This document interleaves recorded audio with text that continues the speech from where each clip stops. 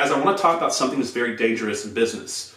There's no deals in my market. There's too much competition. I've tried literally everything. Literally, I've tried everything. No one's going to sell their house at a discount. No one's selling their house anymore. Our market's dead. The grass is greener in every single major market, in every single city except for this one, the grass is greener. Guys, I promise you, if you move to a different market, when you go to that supposedly green grass, it's going to be just as brown as your current market. Because the problem is not the market that you're in. It's the thought process that you have. There are discounted deals everywhere. People are selling their house everywhere. I promise you, if you go on the internet and look on social media, there's wholesale deals being sold at discount in every single major market. There's people selling their house on the MLS everywhere. It is not the market that you're in.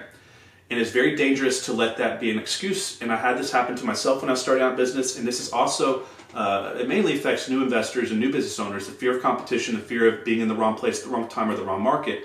But it also hits hard seasoned professionals from time to time in their career when they were a one-trick pony, meaning they built their business with one strategy or maybe two strategies, and those strategies no longer work. This happened to a lot of people that were doing short sales years ago. This happened to a lot of people working foreclosures years ago. These strategies are coming back actually as the market turns. But if you were buying houses from an auction and dried up, you always have to be adapting.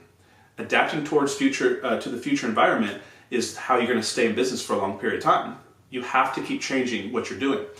But the reason why when you start thinking about the grass is greener in different areas of your life or different parts of your business, if you move to a different market, is because you only feel and only think the thoughts that you're thinking in your mind and the feelings that you feel in your own body.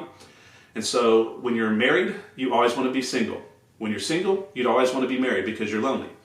And you always want to think that everybody outside of you that you're looking at on a surface level has a better life than you or must be doing better than you. You're seeing their best ambassador. You're seeing the best person or best image they're projecting of themselves in the marketplace. So when it comes to relationships or business, you always feel what you feel, which is stress in your body, because anytime you're doing anything, you're going to have positive and negative emotions on a up and down pattern. And so when you're feeling the negative side of the emotional pattern, you're going to start thinking, I need to make a change. And instead of thinking, how do I change myself? You want to think, how do you change the external environment? That must change my outcome. I promise you guys, you're not going to move to a different market and be more successful. It just doesn't happen. A lot of people think this. It just doesn't happen, guys. There's competition in every market. It's going to be difficult in every major market. You need to get better. You need to get more efficient. You need to try things longer until you become good at it. Now, there are a couple of reasons that you may want to move into a different market. Maybe you want to move closer to a mentor that's willing to work with you, or you have a partner or mentor that's moving and you want to move with that business.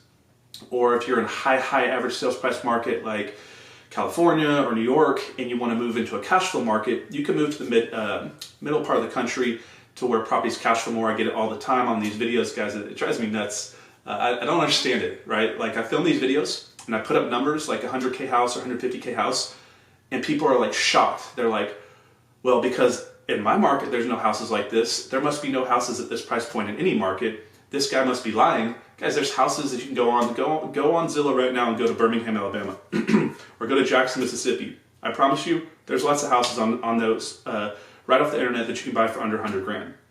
So unless you're wanting to move directly into a cash flow market so you can have boots on the ground, that's really the only main reason I could think about moving.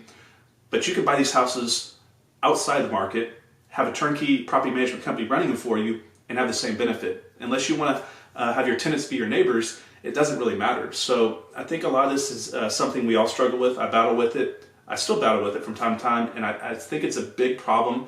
And when you start feeling this, guys, you got to stop yourself, halt that thought process, and say, "This is my brain playing tricks on me."